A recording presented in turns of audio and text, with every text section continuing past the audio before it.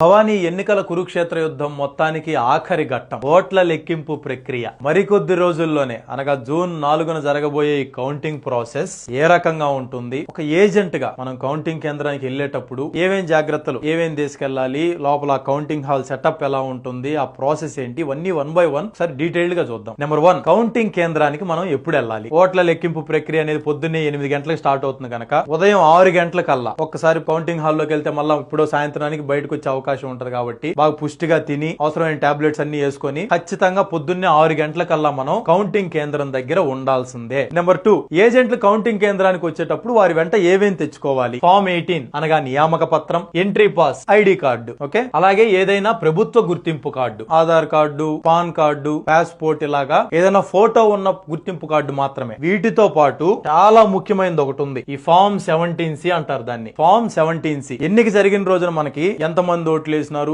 ఏ booth number, ఎన్ని ఓట్లు, ఒకటో రెండో కొన్ని ఎక్స్ట్రా వచ్చి ఉంటాయి కదా, ఏదన్నా ఎర్రర్స్ ఉండి, ఇవన్నీ వివరాలు రాసి మనకి ఎన్నిక జరిగిన రోజున ఇలా పింక్ లేదా వైట్ పేపర్, ఎమ్మెల్యే ఎంపీకి సంబంధించి ఇట్లా 2 డిఫరెంట్ గా ఉంటాయి, ఇలా మనకు ఒక పేపర్ ఇచ్చి ఉంటారు ఫామ్ 17C. దీని మీద ఆధారపడే మనం వెళ్తుందే ఈ ఫామ్ 17C లోని వివరాలు ఆ కౌంటింగ్ జరిగేటప్పుడు టాలీ చేసుకోవడానికి మరీ ముఖ్యంగా. సో ఈ ఫామ్ 17C ని తప్పకుండా తీసుకెళ్లాలా. సో ఏమేం తీసుకెళ్లాలో బాగా అర్థమైంది కదన్నా. ఐడి కార్డు, నియామక పత్రం, 2 పెన్నులు, ఒక బుక్ రాసుకోవడానికి బాగా డీటెయిల్డ్ గా, ఒక క్యాలిక్యులేటర్, ఫామ్ 17C, అలాగే ఏదైనా ప్రభుత్వ గుర్తింపు కార్డు మన ఫోటో ఉన్నది మాత్రమే. Number 3, counting hall setup. ఇప్పుడు దాకా చెప్పుకున్న డాక్యుమెంట్స్ అన్ని మనం పద్ధతిగా తీసుకెళ్లిన తర్వాత మనల్ని అంతా చెక్ చేసి ఆ కౌంటింగ్ హాల్ మొత్తానికి ఇన్ఛార్జ్ అయినటువంటి ఆర్ఓ గారు మనకు ఒక బ్యాడ్జ్ నెంబర్ ఇస్తారు. సో ఆ బ్యాడ్జ్ నెంబర్ తీసుకొని అందులో ఆ టేబుల్ నెంబర్ ఇదంతా ఇచ్చిన తర్వాత మనం ఎక్కడికి వెళ్ళి కూర్చోవాలి అనేది ఒకసారి సెటప్ చూస్తే మనకి ఈజీగా అర్థం అవుతుంది. ఆల్మోస్ట్ ఏ కౌంటింగ్ హాల్ లో అయినా ఇదే రకంగా 15 టేబుల్స్ ఉంటాయి, 7 అటు 7 యువతల పక్క. ఈ టేబుల్స్ మొత్తానికి చుట్టూ కంచేసి ఉంటారు, ఫెన్సింగ్ గ్రిల్ వేసి ఉంటారు. ఆ గ్రిల్ బయటనే మనం కూర్చోబోతాం ఏజెంట్లుగా. ఆ గ్రిల్ బయటనే మనం కూర్చోవాలా. ఈ ఒక్కొక్క టేబుల్ దగ్గర ఇదిగో ఈ ఫోటోలో ఉన్నట్టు ఒక కౌంటింగ్ సూపర్వైజరు, ఒక కౌంటింగ్ అసిస్టెంట్, 3వ వ్యక్తి మైక్రో అబ్జర్వర్. ఇలా ప్రతి టేబుల్ దగ్గర ఈ ఫోటోలో ఉన్నట్టు ప్రతి టేబుల్ దగ్గర ముగ్గురు ఎన్నికల అధికారులు కూర్చొని ఉంటారు. అలాగే ఈ మెయిన్ టేబుల్ దగ్గర ఒక RO, 2 ARO, assistant returning officer, అలాగే ఒక ఏజెంట్. అయితే ఈ 15 టేబుల్స్ లో ఈ మెయిన్ టేబుల్ దగ్గర పోస్టల్ బ్యాలెట్ ఓట్లు లెక్కిస్తారు. పొద్దున్న 8 గంటలకు స్టార్ట్ అవుద్ది అనుకున్నాం కదా, ఫస్ట్ స్టార్ట్ చేసేది ఈ పోస్టల్ బ్యాలెట్ ఓట్ల లెక్కింపే. కరెక్ట్ గా 8:30కి మిగిలిన 14 టేబుల్స్ లో కౌంటింగ్ ప్రాసెస్ అనేది స్టార్ట్ అవుతుంది. ఏజెంట్లుగా మనకు ఆ బ్యాడ్జ్ నెంబర్ ఇందాక అనుకున్నాం కదా, ఈ గ్రిల్ కి బయట ఉదాహరణకి 11వ టేబుల్ దగ్గర తీసుకుంటే ఇలా బయట ఫస్ట్ రోలో జాతీయ పార్టీల వాళ్ళు కూర్చుంటారు, వాళ్ళ వెనకాల రీజనల్ పార్టీ వాళ్ళు కూర్చోవాలా ఈ ఫెన్సింగ్ కి బయట. సో ఈ కౌంటింగ్ హాల్ సెటప్ ఏ రకంగా ఉంటుందో బాగా అర్థమైంది కదండి. అలాగే ఇక్కడ మరో ముఖ్యమైన విషయం ఏమిటనంటే మనకి ఏ టేబుల్ నెంబర్ అయితే అలాట్ చేస్తారో ఆ టేబుల్ దగ్గర మాత్రమే కూర్చోవాలట. పక్క టేబుల్ దగ్గరికి కూర్చోవడం దేవుడు ఎరుగు, కనీసం పాను కూడా బాగూడదని చెప్తా ఉన్నారు. మనకు ఆ అర్హతే ఉండదట. ఈ ఫోటో చూస్తే మీకు ఇంకా కౌంటింగ్ హాల్ సెటప్ బాగా అర్థమవుతుంది, లోపల ఏ రకంగా ఉంటది అనేది. ఇదిగో 1 నుంచి 7వ రో 7 టేబుల్స్ ఉన్నాయి. ప్రతి టేబుల్ దగ్గర 3 కుర్చీలు ఎన్నికల అధికారులు కూర్చోడానికి. అలాగే ఇటు పక్క 8 నుంచి 14 టేబుల్స్. ఇది వచ్చేసరికి బోర్డు అనమాట. ఒక్కొక్క రౌండ్ అయ్యే కొంది ఏ అభ్యర్థి ఎంత ఆధిక్యంలో ఉన్నారు, ఎవరు మెజారిటీగా ఉన్నారు, వివరాలన్నీ ఇక్కడ రాస్తా ఉంటారు ఒక్కొక్క రౌండ్ అయిపోయే కొద్ది. ఇంక ఈ ఫెన్సింగ్ బయట ఏజెంట్లు కూర్చొని ఈ జరిగింగ్ విధానం మొత్తాన్ని అబ్జర్వ్ చేస్తూ టాలీ చేసుకుంటూ ఉంటారన్నమాట. సో ఇది హోల్ కౌంటింగ్ హాల్ సెటప్. ఇప్పుడు ఓట్ల లెక్కింపు ప్రక్రియ ఏ రకంగా ఉంటుందో చూద్దాం. ఈ రకంగా స్ట్రాంగ్ రూమ్ లో భద్రపరిచినటువంటి మన వివిప్యాట్, ఈవీఎం, అలాగే కంట్రోల్ యూనిట్లలో కేవలం కంట్రోల్ యూనిట్ మషిన్ మాత్రమే ఇదిగో ఈ రకంగా రో ఇన్ఛార్జెస్ కరెక్ట్ గా ఏ టేబుల్ దగ్గర ఏ కంట్రోల్ యూనిట్ ఏ బూత్ కు సంబంధించిందో ఇవన్నీ వివరాలు అక్కడ రాసి ఉంటారు. అలాగే ఈ కంట్రోల్ యూనిట్స్ మీద కూడా ట్యాగ్స్ తగిలిచ్చి ఉంటాయి. అవి ఇలా వరుసగా తీసుకొని వచ్చి మన టేబుల్స్ మీద పెడతారనమాట. ఫస్ట్ ఇదిగో ఈ రకంగా కంట్రోల్ యూనిట్ ని తీసుకొచ్చి మన టేబుల్ మీద పెట్టి ఏజెంట్ల సమక్షంలో కంట్రోల్ యూనిట్ కి ఉన్న గ్రీన్ పేపర్ సీల్ మరియు అడ్రస్ ట్యాగులను తొలగించాలి. ఇక్కడ ఇవి తొలగించే ముందు మన బాధ్యత ఏంటంటే ఏజెంట్ గా ఈ గ్రీన్ పేపర్ సీల్ అనేది కరెక్ట్ గా ఉందా లేదా, ఏదైనా ట్యాంపర్ అయి ఉందా, లేదంటే మార్చేసున్నారా, చింపేసున్నారా, ఇవన్నీ పర్ఫెక్ట్ గా చూడాలి. ఒకవేళ సీల్ అనేది సరిగా లేకపోతే వెంటనే రిటర్నింగ్ ఆఫీసర్ గారికి తెలియజేయాలి. అలాగే అడ్రస్ ట్యాగ్ కూడా వచ్చిన ఆ కంట్రోల్ యూనిట్ అనేది ఆల్రెడీ పైన అక్కడ రాసి ఉంటారు, అది మన టేబుల్ కి సంబంధించిందేనా కాదా, మన బూత్ కి సంబంధించిందేనా కాదా, ఇది క్షుణ్ణంగా పరిశీలించిన తర్వాత మనం ఓకే అంటేనే ఇన్ఫాక్ట్ ఆ ఎన్నికల అధికారులు కూడా మన సమక్షంలో నిమిషంలోనే ఇదిగో సీల్ ఈ రకంగా ఓపెన్ చేస్తారు. ఆ సీల్ ఓపెన్ చేసేటప్పుడు కూడా ఈ కిందిది మాత్రమే ఓపెన్ చేయాలి, పైది తీయకూడదట. చూసారు కదన్నా, ఇలా ఈ రకంగా కంట్రోల్ యూనిట్ బాక్స్ కి సంబంధించిన ఆ సీల్ ని తొలగించి ఈ రకంగా ఓపెన్ చేసిన తరువాత కంట్రోల్ యూనిట్ ని స్విచ్ ఆన్ చేసి మొత్తం అభ్యర్థుల సంఖ్యను సరి చూసుకోవాలి. ఎలా, ఏ రకంగా సరి చూసుకోవాలి? ఈ కంట్రోల్ యూనిట్ లో వచ్చిన అభ్యర్థుల సంఖ్యని ఇందాక అనుకున్నాం కదా, ఫామ్ 17C అందులో ఉంటది. ఎన్నిక జరిగిన రోజు మనకి ఇచ్చుంటారు ఎంత మంది అభ్యర్థులు అనేది సరి చూసుకోవాలి. ఆ తర్వాత కౌంటింగ్ అధికారి ఇలా ఈ రకంగా రిజల్ట్ బటన్ నొక్కి 1 by 1 డీటెయిల్డ్ గా ఇందాక మనం ఎంత మంది అభ్యర్థులు అనుకున్నట్టు మొత్తం ఎంత మంది ఓట్లు వేశారు, ఒక్కొక్క అభ్యర్థికి ఎన్ని ఓట్లు వచ్చినాయి, ఇలా డీటెయిల్డ్ గా మనకి నిదానంగా ఈ ఫెన్సింగ్ లో నుంచి చూపిస్తా ఉంటారు. ఈ ఫెన్సింగ్ బయట మనం ఇదిగో ఈ రకంగా నోట్ చేసుకుంటూ ఉండాలా. ఇండిపెండెంట్ నోటా ఏముందని అని అనుకోకుండా ప్రతి ఒక్కరిది మనం తప్పనిసరిగా నోట్ చేసుకోవాలట. ఒకవేళ ఎన్నికల అధికారి ఫాస్ట్ గా చెప్తానో లేదంటే పొరపాటు మనం ఏమన్నా మధ్యలో రాసుకోవడం మిస్ చేసినాం అనుకోండి, మళ్ళా నొక్కమని చెప్పండి. రిజల్ట్ బటన్ ని ఖచ్చితంగా నొక్కుతారు. అడిగే హక్కు మనకుంది, చేయాల్సిన బాధ్యత వాళ్ళకుంది. ఈ ఎన్నికలేమి ఏటేటా ఒకసారి వచ్చేయం కాదు, 5 ఏళ్లకు ఒకసారి వచ్చాయి కాబట్టి మీరు అడగగానే నొక్కి చూపిస్తారు. అన్ని డీటెయిల్డ్ గా నోట్ చేసి పెట్టుకోవాలంట.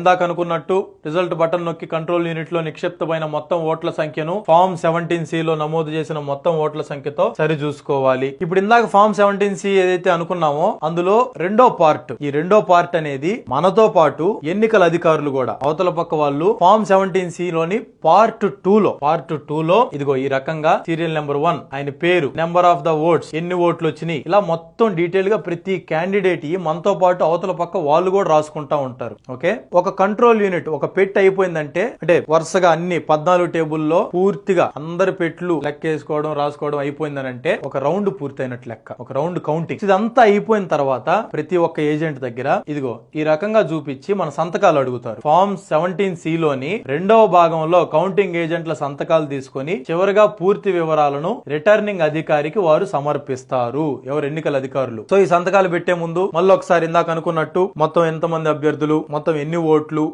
మనం కరెక్ట్ గానే రాసుకొని ఉంటాం. కానీ ఎన్నికల అధికారులు కొందరు పొరపాటును రాసి ఉండొచ్చు, మరి ఏ ఉద్దేశంతోనే రాసి ఉండొచ్చు. ఒక్కోసారి తప్పులు జరుగుతాయి. వాళ్ళు కరెక్ట్ గా రాసున్నారో లేదో చూసి ప్రతి అభ్యర్థికి ఎన్ని ఓట్లు స్వతంత్ర ఈవెన్ నోటాతో సహా కరెక్ట్ గా రాసినారో లేదో చూసిన తర్వాతే మనం సంతకం పెట్టాలట. పొరపాటును దాన్ని సరిచూడకుండా సంతకం పెట్టేసి వచ్చేసినామా ఇంకా అదే ఫైన్ లో అవుతుంది. అది అనౌన్స్ చేసిన తర్వాత మనం తిరిగి వాదించడానికి కూడా ఉండదంట, మళ్ళా కోర్టులో తేల్చుకోవడమే. సో మనం ఏవైతే ఇప్పటి వరకు మాట్లాడుకున్నామో ఇలా ప్రతి టేబుల్ దగ్గర అయిపోతే ఒక రౌండ్ పూర్తయినట్టు లెక్క. రౌండ్ లెక్కింపు అంతా సంతృప్తికరంగా ఉండి కేంద్ర ఎన్నికల పరిశీలకులు ధృవీకరించిన తరువాత అంతిమంగా రిటర్నింగ్ అధికారి గారు కౌంటింగ్ హాల్లో ప్రత్యేకంగా ఏర్పాటు చేసిన బోర్డు నందు రౌండ్ లో ఏ అభ్యర్థి ఎన్ని ఓట్లు సాధించారు అనే వివరాలను ఆధిక్యతను నమోదు చేయించి రౌండ్ రిజల్ట్ ప్రకటిస్తారు. ఇవే వివరాలను ఎప్పటికప్పుడు ఆన్లైన్ లో కూడా అప్డేట్ చేస్తా ఉంటారట. ఓకే, ఇప్పుడు మనం మాట్లాడుకున్నంత సజావుగా జరిగితే ప్రతి టేబుల్ దగ్గర ఒక రౌండ్ పూర్తయినట్టు లెక్క. ఇప్పుడు మళ్ళా నెక్స్ట్ పెట్టి రావడం, ఇలా నెక్స్ట్ 3, 4 ఇలా 10 అయితే 10, 20 అయితే 20 రౌండ్లు మొత్తం అయిపోయిన తర్వాత ఏ ఎమ్మెల్యే గెలిచిండు, ఏ ఎంపీ గెలిచిండు అనేది బయటకు వస్తుంది మనకి. చివరిగా కౌంటింగ్ ఏజెంట్లకు ముఖ్యమైన సూచనలు. బ్రేక్ ఇచ్చినప్పుడు తప్పితే కౌంటింగ్ టేబుల్ వేడరాదు. మరీ ముఖ్యంగా కౌంటింగ్ జరుగుతున్నప్పుడు పూర్తి ఏకాగ్రతతో ఉండాలి. ప్రతిపక్షాల సంగతి మనకు తెలిసిందే కదా, టీడీపీ జనసేన సంగతి కావాలని రెచ్చగొట్టొచ్చు. దృష్టి మళ్లించడానికి కవ్వింపు చర్యలు, నొసలతో ఎక్కిరెచ్చడాలు ఇలా ఎన్నో చేస్తారు. కానీ మనం స్టిఫ్ గా ఉండాలా. దీంతో పాటు స్టార్టింగ్ ఏదో ప్రతిపక్షాలకి ఎక్కువగా ఓట్లు వచ్చేస్తున్నాయి, ఆధిక్యంలోకి వెళ్ళిపోతున్నారు, అయ్యో మనం ఓడిపోతామేమో అని డేలా పడిపోయి బయటకు వచ్చేసామా, నెక్స్ట్ రౌండ్లన్నీ మనకే ఎక్కువ వస్తుండొచ్చు, మనం ఉండం కదా, ఇంకా అన్ని వాళ్ళకి గుద్దేసుకొని వచ్చేస్తారనమాట, వాళ్ళకి రాసేసుకొని. సో ద లాస్ట్ బాల్, చివరి రౌండ్ వరకు మనం అక్కడే కూర్చోవాలా. ఏ మాత్రం టెన్షన్ పడాల్సిన అవసరమే లేదు. గెలవబోయేది ఎలాగో వైఎస్ఆర్ కాంగ్రెస్ పార్టీ. బెట్టింగ్ లో చెప్తారబ్బా టీడీపీ అని, భగవంతుడు చెప్తున్నాడు వచ్చేది వైఎస్ఆర్ కాంగ్రెస్ పార్టీ అని, గెలిచేది మనమే. వాళ్ళు ఫ్రస్ట్రేషన్ లో ఉంటారు టీడీపీ వాళ్ళు. అంత మాత్రాన వాళ్ళు ఎన్ని గెలికినా ఏం పట్టించుకోకుండా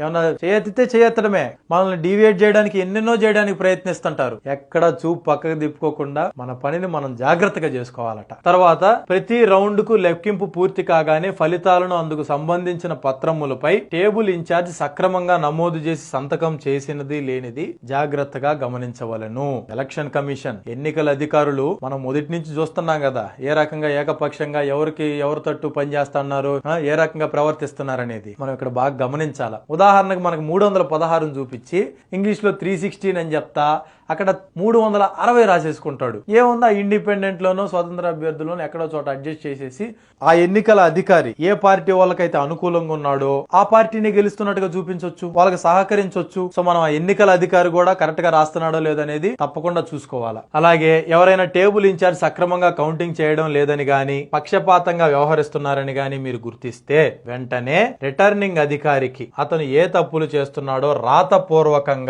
రాతపూర్వకంగా మాత్రమే తెలియజేసి అక్నాలజ్మెంట్ తీసుకోవలేను, రసీదు తీసుకోవలేను, రిసిట్. ఆ ఓట్లను తిరిగి కౌంటింగ్ చేయమని అడగాలి. ఆ రాతపూర్వక పత్రం నకలను కూడా మీ వద్ద ఉంచుకోవాలి. మీరు కంప్లైంట్ వరకు నోటి మాటని చెప్తే సరిపోదంట, ఖచ్చితంగా రాసి చూపించాలి. ఆ రాసి మీరు ఇచ్చినట్టు ఆ ధృవీకరణ పత్రం కూడా తీసుకోవాలట. తర్వాత మన ప్రత్యర్థి కన్నా తక్కువ ఓట్లు వ్యత్యాసం ఉన్నప్పుడు తప్పకుండా రీకౌంటింగ్ అడగటం, ఎప్పటికప్పుడు అభ్యర్థి దృష్టిలో అన్ని వివరాలు ఉంచడం, ఆర్ఓ రిటర్నింగ్ ఆఫీసర్ లేదా ARO assistant returning officer micro observer కి రీకౌంటింగ్ ఆవశ్యకత వివరించడం చాలా ముఖ్యం. ఒక్కసారి ఫలితం ప్రకటిస్తే దానిని కోర్టులో మాత్రమే ఛాలెంజ్ చేయగలం. రీకౌంటింగ్ అనేది ఆ క్షణం సంతకం చేయక ముందే అడగాలే గాని అంతా అయిపోయిన తర్వాత అభ్యర్థుల్ని ప్రకటించేసిన తర్వాత అడిగితే ఏ ఉపయోగం ఉండదట.